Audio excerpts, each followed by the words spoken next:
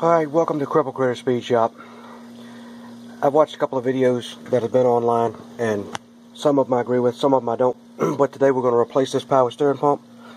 And I find fault with just a pulley and a couple of bolts that you can see back there that you have to take off just to slide this thing out the back. And then people are just disassembling the whole front of the engine, taking all the stuff like the reservoir, all this other stuff out. Now you can see this is tight. But I've worked in and owned and ran a few salvage yards, and I'm going to show you how to do this without disassembling the whole front of the engine and taking all day and getting this pulley off and getting the bolts out. First thing you want to do is disconnect the battery, both terminals, and then I'll show you some other stuff that we'll remove. It's just simple things. And I'll show you some tricks to get this thing off quick. Also, when you're going to start this job, if you're going to tackle this, make sure you have everything that you need already laid out. This is a kit. It's a pulley removal just for the power steering pump, and I rented this from Advance. It's good to go ahead and get this because you're going to need it. It takes it off and puts it on. And for those of you that get angry when you're working, put your recliner chair out in the garage so when you're cussing, you'll have somewhere to sit down and cuss at the car. Get your stuff for cleaning up and your extra fluid and a turkey baster. I'll tell you why we need a turkey baster. Because if you need to clean anything out of this reservoir, it'd be a whole lot better to get you a cup on the side, put that turkey baster down in there and pull that stuff out of there, because you don't want to sling all this fluid all over the car and everywhere. Plus you want to take the extra fluid that's in your reservoir already out. And the first thing we're going to do is we're going to remove this clip, because you'll cut your hands on a shit trying to get your hand down in there, and take off this hose. Alright, always remember that when you're renting these tools, and this is the piece that you need to pull the pulley off, this is the bolt that goes through there. The threads were messed up on the end of this. People are going to rent these things, they're going to tear them up.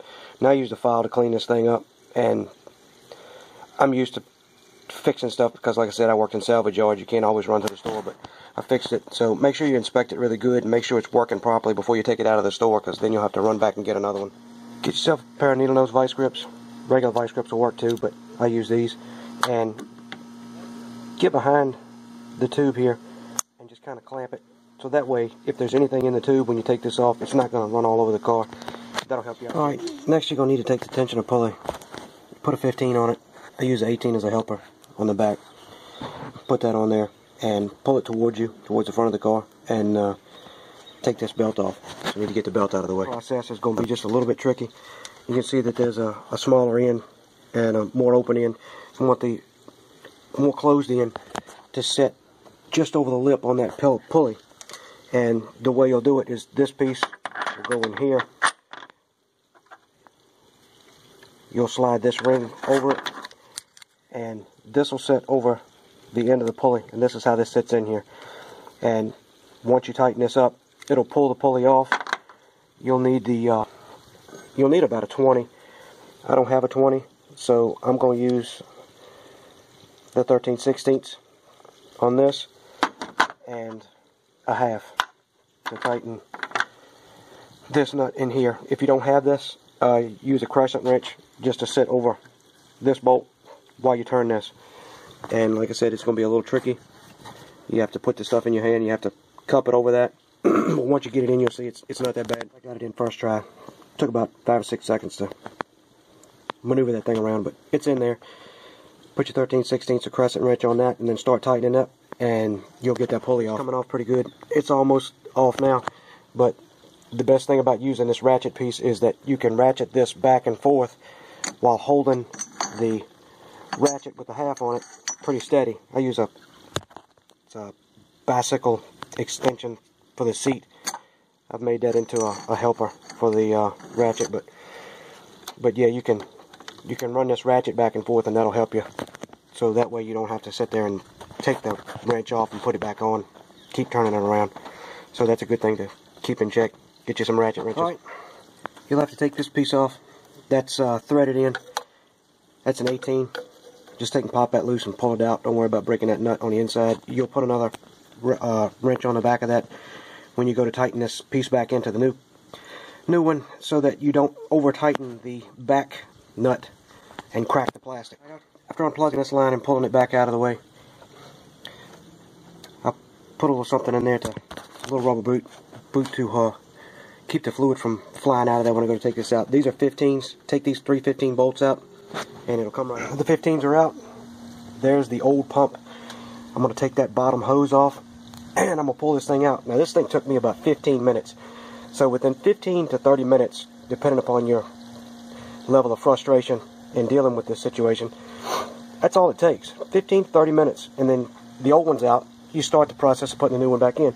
And I didn't even use the cursing chair today. Busted no knuckles and got it out. Now all we got to do is put the new one back in and put the pulley on, and we're done. Like I said, 15 to 30 minutes. This is not an all-day process. You don't need to take out the alternator and the reservoir tank and all that shit that's all on the front of the engine. We don't need to do all-day stuff. My time is valuable. So there it is. New pump in there. Put the bolts on. Tighten them up. Put that bottom hose on, and we're gonna put some pipe thread tape on this piece before we put it back in and make sure there's no leakage around it. And we'll put that on, and then we'll start installing the alright, the pump's in, it's installed, everything's in there nice, belt's back on, everything's hooked back up, and it runs great. And it's not whining, and I'm not having to listen to that crap, and it's not throwing fluid. Now to take back the stuff and get my money back, because you get money back for your loaner tools, and there's a core deposit. I hope this helped you out, and I hope you found this interesting and very helpful. Like I said, 15 to 30 minutes tops.